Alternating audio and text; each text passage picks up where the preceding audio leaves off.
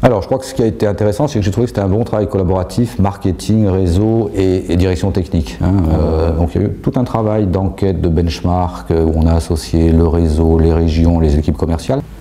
Bon, donc j'espère qu'on répond aux attentes qu'ils ont exprimées. Je pense que ça a été une bonne façon de construire cette offre et donc de ce fait on devrait être bien positionné dès le départ. Je crois que le réseau va s'approprier cette offre. En tout cas tout ce que je leur souhaite c'est en effet de retrouver une place de leader qui mérite d'ailleurs sur ce marché des entreprises de moins de 100 en santé. Ils ont tout le talent qu'il faut, toute la compétence. Il manquait l'offre, elle arrive, donc je pense qu'en effet cette fois on va pouvoir être à nouveau conquérant sur ce marché. Mais au global, on peut dire que je pense qu'on a aujourd'hui une offre qui est stabilisée, qui est bien en phase avec les attentes du réseau, qui est bien en phase donc avec les attentes du marché, parce que finalement le réseau ne fait que relayer les attentes du marché. Bon, et avec un positionnement tarifaire, sur lequel on a mis beaucoup de temps à obtenir, je dirais, satisfaction, mais qui devrait nous permettre d'être bien dans le marché. L'ancienne offre offrait énormément de possibilités de modularité. Bon, ceci étant, on s'est rendu compte que quelques formules de base qui étaient systématiquement utilisées parce que le réseau s'était approprié un certain nombre de solutions et qui vendaient de manière systématique.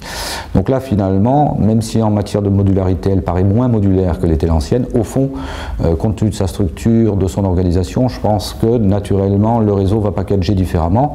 Bon, ce qui fait que tout en étant dans du standard, on est dans du semi-sur-mesure. Donc ça devrait quand même offrir une palette de solutions satisfaisantes pour l'ensemble des entreprises et l'ensemble des collaborateurs. Stratégiquement, c'est important d'être sur les 0-100, parce que sur ce segment-là, les potentialités quand même de marge et de gains sont un peu plus importantes. Bon, puis je dirais qu'un acteur comme AG2R La Mondiale se doit d'être présent sur l'ensemble du marché, de la TPE jusqu'au très grand groupe, ça me paraît nécessaire. J'ai envie de dire au réseau, bon, relevez la tête, voilà, repartez en conquête, retournez sur ce marché des entreprises de moins de 100, c'est un marché qui vous est destiné. La santé, c'est clairement un produit qui est stratégique, parce que en effet, quand vous regardez la façon dont une entreprise va prioriser sa protection sociale et ce qu'elle va construire, la santé va être un des premiers produits finalement qu'une entreprise va mettre en œuvre. On va s'intéresser à des problématiques de retraite beaucoup plus tard.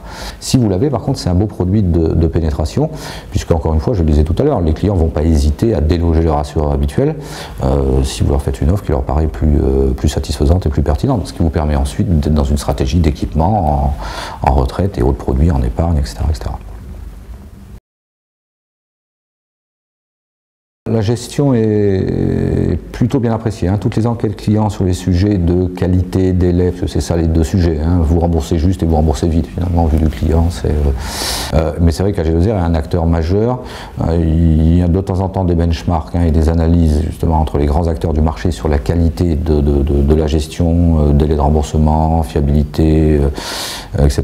Et AG2R est toujours très très bien positionné sur ce sujet-là. Il y a toute une démarche en effet qui se met en place sur ce principe de reste à charge.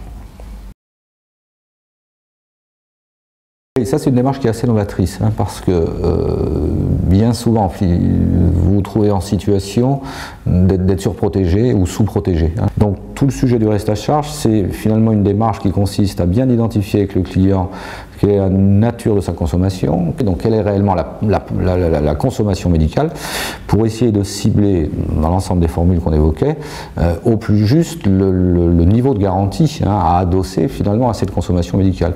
Donc là, on a travaillé sur un zonier.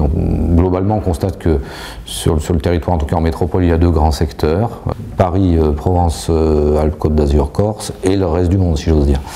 Et avec donc des logiques de tarification qui ne sont pas tout à fait les mêmes, puisque donc des logiques de consommation qui sont pas les mêmes. Donc on voit en effet des comportements et des consommations médicales qui sont très très différentes sur les régions en France. Bon, ça fait vraiment plaisir, en plus on a pas mal bataillé finalement pour sortir ce nouveau produit, dont je pense que ça va être un vrai succès pour le réseau. Oui.